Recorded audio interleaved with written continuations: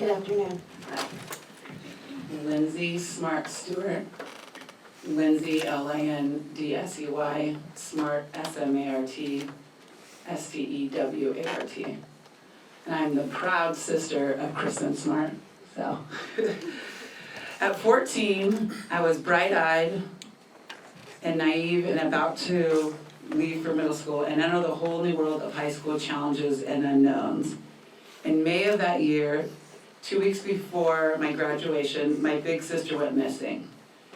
The memories of those early waiting days are seared into my brain. An empty seat at a celebration, a canceled road trip, a phone that never rang. Blinding fear and gut punches of worry.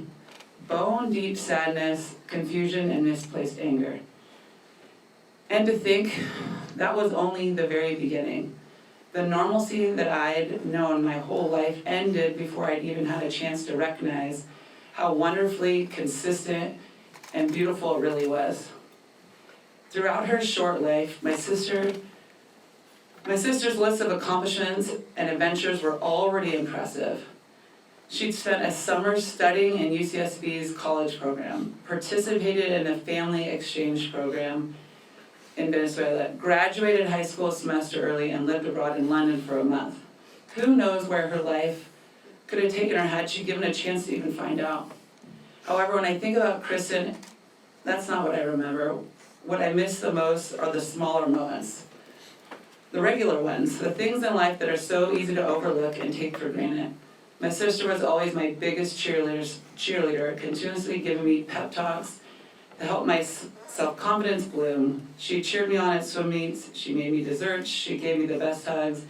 It makes my heart ache when I stop to think about what we would have had if she were here. Almost 3 decades worth of sister secrets, certainly. Would our children be friends? Would we live in the same city and help each other out with carpool? Would I be godparent to one of her children? Today I stand before you as a grown woman. I have a family, friends, a career that I'm proud of. In spite of everything in my life that could have been very well jeopardized, I feel lucky beyond measure for the things I've built for myself today. Nevertheless, the prolonged post-traumatic stress I experience is real and intense.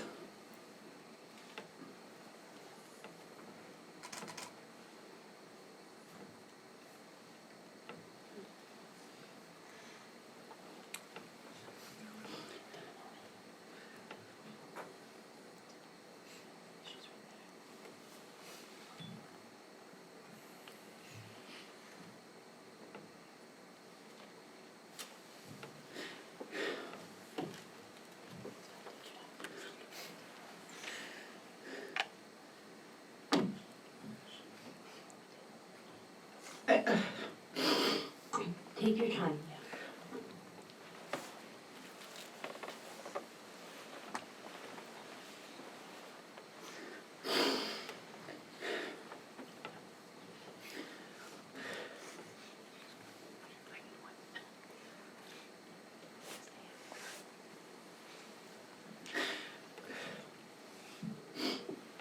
I have full body reactions on the street,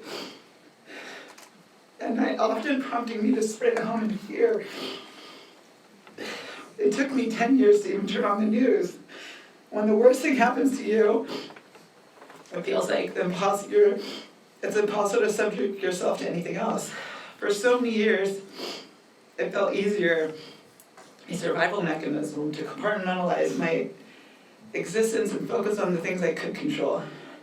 But more importantly, there's a hole in my life.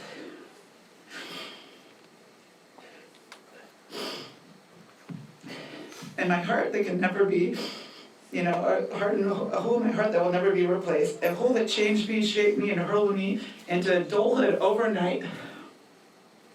A hole that exists thanks to a man who hardly learned from his disaster and had zero consequences for his actions for more than 26 years.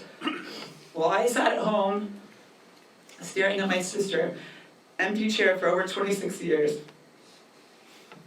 for family holidays and events, Paul had the freedom to do whatever he wanted with his family.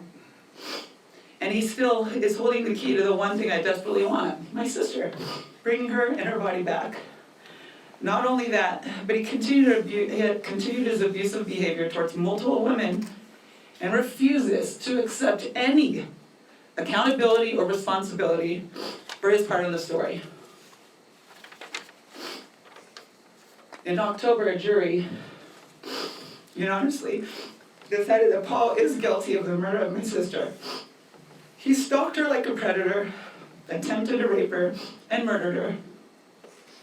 He holds the key to all the answers of our family's questions, and he keeps us imprisoned from the truth and the closure about my sister's remains. These are clear and proven facts. Furthermore, Los Angeles County has proof of these horrific crimes and it continued after my sister's death. Multiple women have come forward. These Jane Does are the unsung heroes, speaking out and giving voice to not only their own truths, but to victims like my sister who no longer can. And yet, Los Angeles County continues to evade action. As a society, we have a duty to hear these women. We owe it to them and to my sister and to ourselves to keep Paul Flores in prison for the rest of his life. We have proof that he continued these atrocious actions even after my sister's murder. This man has made it abundantly clear he never deserves freedom again. Today, I have 3 young daughters. They are all vibrant and carefree and hopeful. Blink, and I know I'll be sending them off to college experiences of their own, under outrageous circumstances. The timing could fall right around the year Paul Flores is allowed back into our society. Goosebumps cover my flesh when I think about my own children crossing paths on their college campus with a man who murdered my sister and their aunt. We didn't get this right the first time, and sadly we aren't getting it right now, but I'll be damned if we don't get it right for my children.